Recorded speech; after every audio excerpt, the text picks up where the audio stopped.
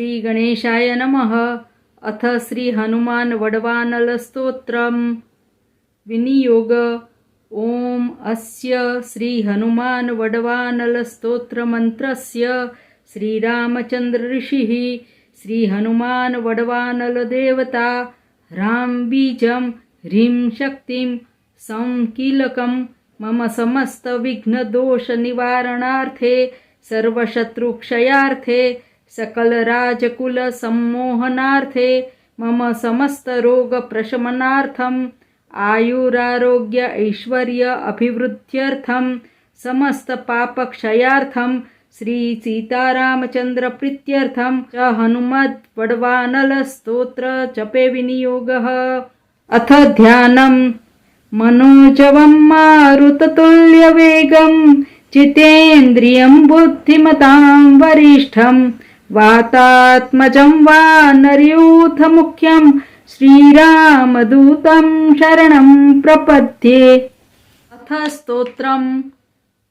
ओम ह्रां ह्रीं ओम नमो भगवते श्री महाहनुमते प्रकटपराक्रम सकल दिङ्मण्डल यशोवितान धवलीकृत जगतत्रितय वज्रदेह रुद्रावतार लंकापुरी दहन उमा अर्गलमंत्र उदधिबंधन दशशिरः कृतांतक सीताश्वसन वायुपुत्र अंजनी गर्भसंभूत श्रीराम लक्ष्मणानंदकर कपिसैन्य प्राकार सुग्रीव साह्यकरण पर्वतोत्पाटन कुमार ब्रह्मचारिण गंभीरनाद सर्व पापग्रहवारण सर्व ज्वरोच्चाटन डाकिनी विध्वंसन।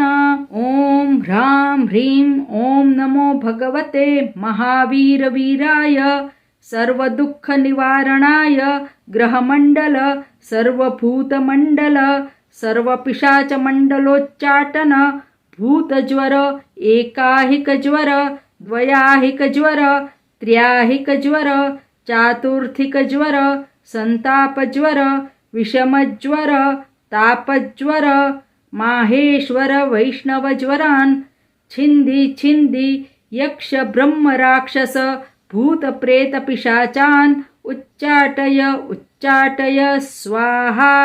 ओम ह्रां ह्रीं ओम नमो भगवते श्री महाहनुमते ओम ह्रां ह्रीं ह्रूं ह्रैं ह्रौं ह्रः आं हां हां हां हां ओम सौं एहि एहि ओम हं ओम हं ओम हं ओम हं।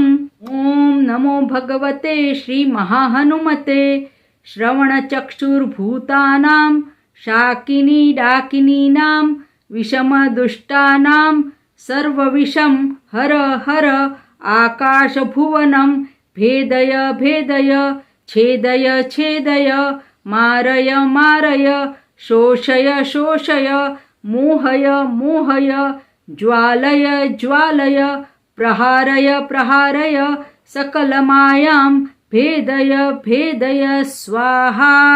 ओम ह्रां ह्रीं ओम नमो भगवते महाहनुमते सर्वग्रहोच्चाटन परबलं क्षोभय क्षोभय सकलबंधन मोक्षणं कुरु कुरु शिरः शूल गुल्मशूल सर्वशूलान् निर्मूलय निर्मूलय नागपाशानंत वासुकी तक्षक कर्कोटकालियान् यक्षकुलजगत रात्रिंचर दिवाचर सर्पान्निर्विषं कुरु कुरु स्वाहा।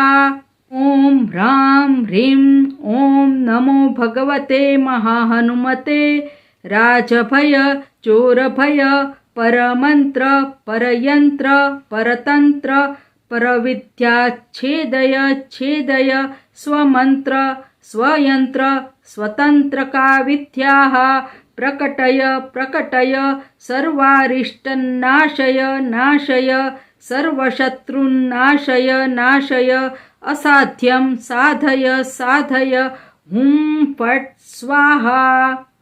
इति श्रीहनुमद्वड्वानलस्तोत्रं सम्पूर्णम्। शुभं भवतु, शुभं भवतु, शुभं भवतु।